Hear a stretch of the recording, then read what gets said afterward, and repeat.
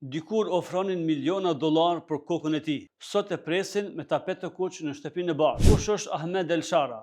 Dikur rebel që paguanin 10 milion euro për kokën e tij, e sot pritet në shtëpinë e bardhë nga presidenti i SBA-s, Donald Trump. Para se më na shoh e më na ofendu, ju propozojmë Sultan Kola.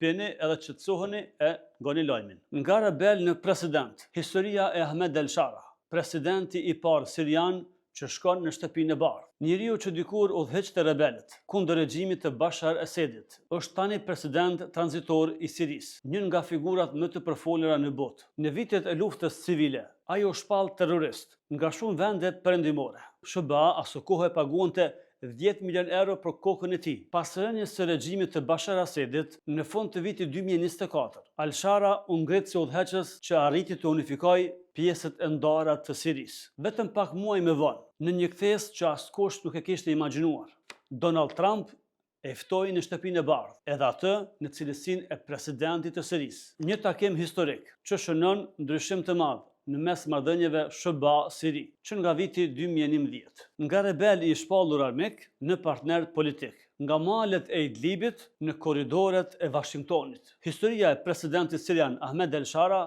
është dëshmi se në politik, armiqtë e djeshëm mund të bëhen aleatët e së nesërmes.